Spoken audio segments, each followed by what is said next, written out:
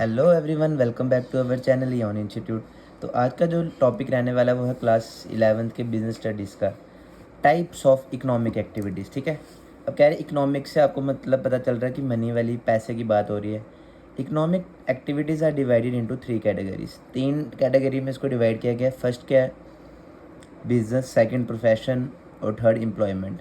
कह रहे business production and exchange of goods and services with an aim of earning profit. Product को बनाना, goods और services को बनाना, एक्सचेंज करना, यही किस मकसद से? प्रॉफिट अर्न करने के मकसद से। Profession providing personal services to earn a fee. अब प्रोफेशन में जैसे देखिए डॉक्टर आपको सर्विस प्रोवाइड करता है और उसके बदले क्या लेता है? आपसे फीस लेता है, चार्ज करता है। Employment performing services as per agreement of employment for getting salary. कह रहे हैं आप जैसे एम्प्लॉई हो किसी कंपनी में, ठीक है, जॉब कर रहे हो आप, तो आपका एग्रीमेंट किया जाता है, उसमें आपको बताते हैं कि आपको कितनी सैलरी मिलेगी पर मंथ या पर एनम, जो भी आपका होगा। ठीक है, चलिए आगे चलते हैं, इसको एक्सप्लेन करेंगे आप सबको एक एक करके। सबसे पहला concept of business. Business means keeping busy in economic activity. Business का मतलब क्या है कि आपने बिजी रहना है इकोनॉमिक एक्टिविटीज़ में। These activities aim to earn profit. इन एक्टिविटीज़ का मेन मकसद क्या है कि प्रॉफिट अर्न करना। The activities not connected with earning profit are not a part of business. कह रहे हैं कोई एक्टिविटी बिना प्रॉफिट के मकसद से आप नहीं कर रहे हैं तो इसका मतलब वो बिज़नेस का पार्ट नहीं है। For example watching A television, example बता दिए, जो बिज़नेस के पार्ट नहीं है। अब आप टीवी देख रहे हो शॉप पे बैठ के, बिज़नेस में बैठ के अपने कंपनी में, तो वो आपको प्रॉफिट नहीं देगा। Playing a computer games are not undertaken to earn profit, so are not a part of profit. ठीक है, तो ये आपके पार्ट ऑफ प्रॉफिट नहीं, बिजनेस नहीं है, सॉरी, पार्ट ऑफ बिजनेस। अब कह रहे हैं कुछ एग्जाम्पल्स बताइए इसकी। Examples of business activity: industrial activities, trade activities, aid to trade. Aid to trade क्या होता है? हेल्प जो करते हैं। इंडस्ट्रियल एक्टिविटीज़ में purchase of raw material, procure होता है परचेज करना of other industrial inputs, activities relating to production of goods and services, assembling of product. अब इसमें ट्रेड में आगे wholesale purchasing goods from producer, wholesaler supplying goods to retailer, retailer selling goods to customer, producer selling goods to middle man और directly to consumer. Third a to trade. ये basics है इसलिए मैं इसको एक्सप्लेन नहीं कर रहा हूँ क्योंकि ये तो सिंपल है, परचेज करना, रॉ मटेरियल खरीदना, रॉ मटेरियल को। प्रोक्योर होता है कि कोई और भी सामान आपने खरीदना है इंडस्ट्रियल इनपुट्स का। एक्टिविटीज़ कौन कौन सी आती हैं इसमें? इंडस्ट्रियल में प्रोडक्शन करना गुड्स और सर्विसेज की, और असेंबल करना, मतलब अच्छे तरीके से अरेंज करना अपने प्रोडक्ट्स को। Trade activities, wholesaler purchase goods from producer, producer से होलसेलर खरीदता है, होलसेलर सप्लाई देता है रिटेलर को, रिटेलर भेजता है कंज्यूमर को, producer selling goods to middle man. अब कभी क्या होता है, प्रोड्यूसर जो होता है, बनाने वाली फैक्ट्री जो होती है, वो सीधा मिडिल मैन को भेज देती है। जैसे कि वो मिडिल मैन कौन होते हैं? एजेंट्स होते हैं जैसे। और डायरेक्टली टू कंज्यूमर, या कभी कभी डायरेक्टली कस्टमर को भेज देती है। ए टू ट्रेड क्या है? हेल्प क्या करता है आपका व्यापार में? ट्रेड होता है व्यापार। First, transport carrying goods to various traders and customers. Can transport में क्या आप गुड्स सर्विस किसी कस्टमर को या ट्रेडर्स को भेज सकते हो। Bank extended financial help to industry and trade. Bank क्या करता है? हेल्प प्रोवाइड करता है इंडस्ट्रीज़ को, ट्रेड को। Warehouses provide storage facilities, warehouse में आप अपना सामान रख सकते हो। Insurance coverage for various risk, कोई रिस्क है अगर आपके बिजनेस में, रिस्क से आग लग जाए तो उसके लिए आप इंश्योरेंस करा सकते हो। Providing business information to concern person, जिनको इन्फॉर्मेशन चाहिए बिजनेस की उनको आप दे सकते हैं। एजेंसीज एडवर्टाइजिंग प्रोडक्ट, कोई एजेंसीज होती हैं आपकी जो आपके प्रोडक्ट को एडवर्टाइज करती हैं। ठीक है, अब आगे इसका करते हैं हम करेक्टरिस्टिक्स क्या हैं इसकी। ठीक है, पहली इकोनॉमिक एक्टिविटी, यही वाली बात आ गई थी, इकोनॉमिक एक्टिविटी है ये, इसको ज़्यादा एक्सप्लेन नहीं, आप इसको मीनिंग में आपका बन जाएगा सारा। Business is an economic activity which is undertaken with the object of earning money. ठीक है, जिसका मकसद ही क्या है कि पैसा कमाना, मार्क किया वो पहले से। प्रोडक्शन और procurement of goods and services. Business either produces और procure goods and services for offer them to customer. Business क्यों करता है? प्रोड्यूस करता है ताकि वो कस्टमर को ऑफर कर सके goods and services. The good में भी कंज्यूमर गुड, गुड्स में कौन से गुड्स आते हैं? कंज्यूमर गुड्स और प्रोड्यूसर गुड्स। कंज्यूमर गुड्स में आते हैं आपके जो इमीडिएट आप उसको यूज़ कर सकते, जैसे क्लोथ्स, फर्नीचर। और प्रोड्यूसर गुड्स में कौन से आते हैं? जैसे मशीनरी, रॉ मटेरियल। और जो सर्विस होती है वो किस फॉर्म में होती है आपकी? Banking service, insurance service, warehousing, transportation, etcetera. ठीक है, सारी। Sale or exchange of goods and services for the satisfaction of human need. अब अपनी ह्यूमन नीड के लिए बेचते हैं business. Business involve sale or exchange of goods and services. The sale or exchange for a price is the basic feature of business. Purchase of goods and services are not for personal consumption, is not a business. कह रहे हैं अगर आपने कुछ भी खरीद रहे हैं आप पर्सनल के लिए, अपनी दुकान, अपनी फैक्ट्री से कोई प्रोडक्ट लेके ले रहे हैं, तो वो आपकी क्या है, बिजनेस नहीं है, ठीक है। आप खुद ही यूज़ कर रहे हो उसको, ये बिजनेस और ना हो। जब तक आप उसमें से प्रॉफिट नहीं अर्न करोगे तब तक वो बिजनेस नहीं माना जाएगा। The sale or exchange should be to earn profit only, then it will be business. अगर आप प्रॉफिट अर्न करोगे तो वही वो बिजनेस माना जाता है। A housewife cooking food at home for consumption is not a business, but cooking of food at restaurant for selling it to others for earning profit is a business. अगर आप घर पे खाना बना रहे हो कंज्यूम खाने के लिए सिंपली अपने लिए, तो वो बिज़नेस नहीं है। लेकिन हाँ, अगर आप रेस्टोरेंट में किसी में बना रहे हो खाना तो वो आपको अर्न करेगा, आपके लिए मदद करेगा अर्न करने में लिए प्रॉफिट, तो वो बिजनेस मान जाए। Dealing in goods and services on regular basis, dealing in goods and services becomes business only if undertaken on a regular. Deal आप तभी कर सकते हैं अगर आपका बिजनेस रेगुलर बेसिस पे चल रहा है, ठीक है। ज़्यादा इसको करने की जरूरत नहीं है। Profit earning, the main purpose जो है हमारी बिजनेस एक्टिविटी का वो है प्रॉफिट अर्न करना। No business can survive without earning profit. अगर आप प्रॉफिट अर्न ही नहीं कर रहे तो आप कभी नहीं सर्वाइव कर सकते मार्केट में।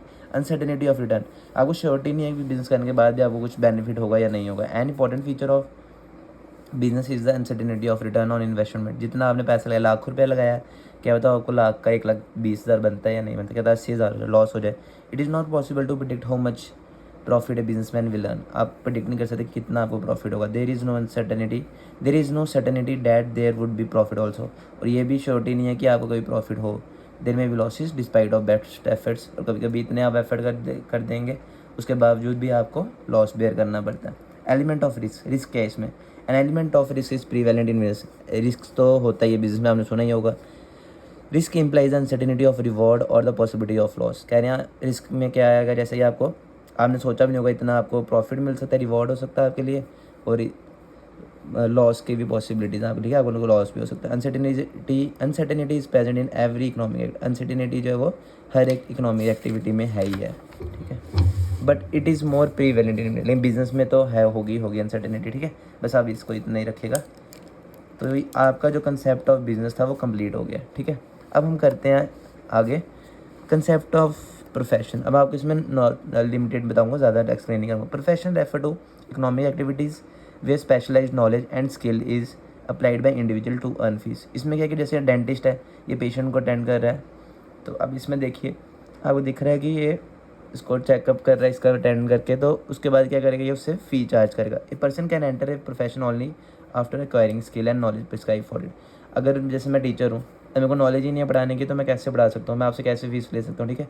आपके लिए बस उसकी प्रोफेशनल आप तभी माने जाओगे अगर आपके पास उसको करने के लिए स्किल है, आपको नॉलेज है उसकी, ठीक है। सो ये profession is an occupation involving rendering of personal service of a specialise nature for earning a fee, ठीक है। कोई भी सर्विस है आप दे रहे हो, टीचर है, डॉक्टर है, लॉयर है, वो सब सर्विस दे रहे हैं, उसके बदले आपसे फीस चार्ज कर रहे हैं, ठीक है।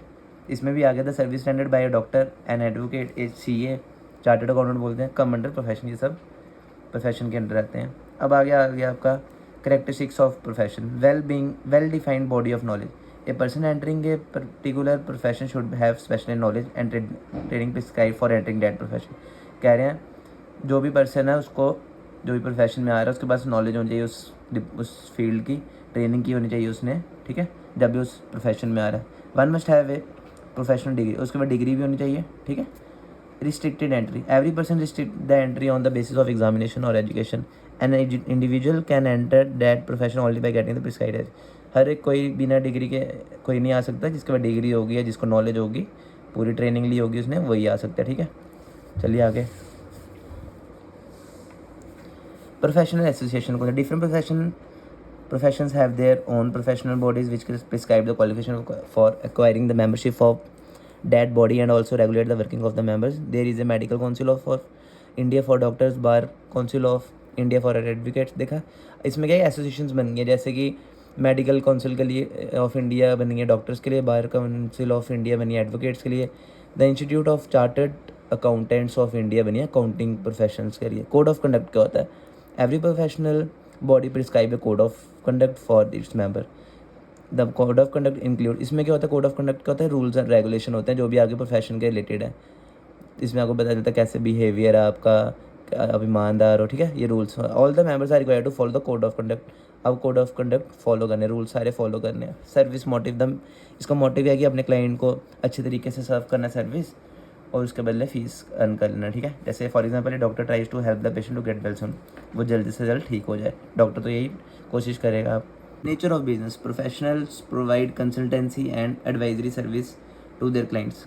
प्रोफेशनल्स क्या करते हैं, आपको कंसल्टेंसी सर्विस और एडवाइजरी सर्विस देते हैं। Professional fees, a professional charge a fee for providing his service.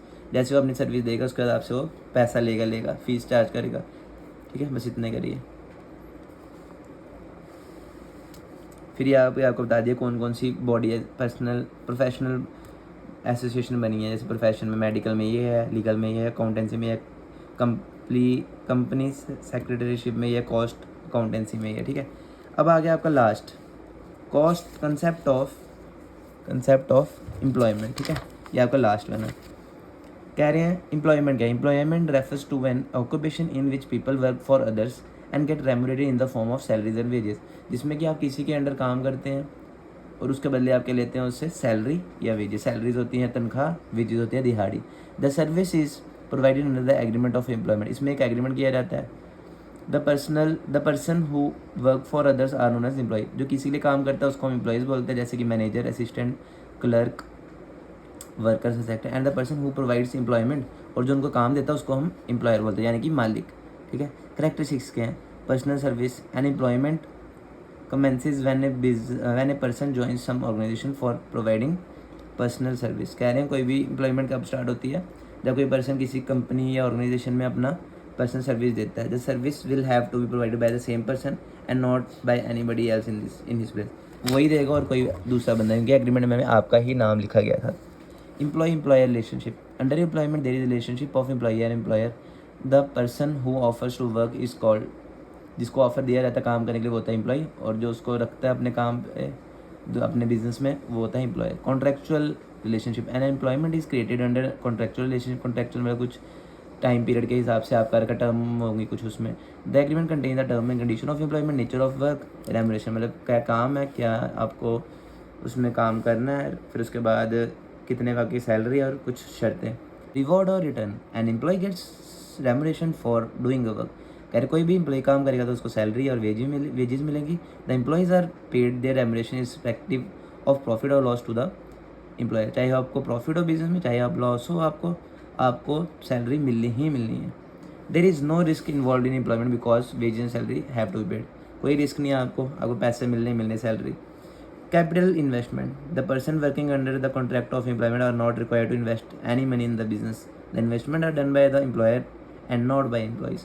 कह रहे हैं इसमें जो पैसा इन्वेस्ट करना है आपने, तो बिल्कुल एम्प्लॉई हो अगर आपने कुछ नहीं करना, एम्प्लॉयर हो तो आपने ही सारा करना। ठीक है, मालिक को करना है, जो उसके एम्प्लॉइज़ हैं उसको बिल्कुल पैसा नहीं करना। ठीक है, ये कैरेक्टरिस्टिक्स तो हमने पढ़ ली हैं। जो नेक्स्ट टॉपिक है वो है हमारा difference between business, profession and employment. आपका ये होमवर्क है, आपने ये करना है खुद से रिवाइज, क्योंकि ये सारा मैंने आपको पढ़ा दिया हुआ है इन तीनों टॉपिक्स के बीच में। तो आपको इसको खुद से रीड करके आना है, उसके बाद मैं आपको ये फिर से कराऊंगा। ठीक है, अगर आपको कुछ नहीं समझ आएगा तो आप उस लेक्चर में समझ लीजिएगा। तो तब तक के लिए देखते रहिए इऑन इंस्टीट्यूट। Thank you.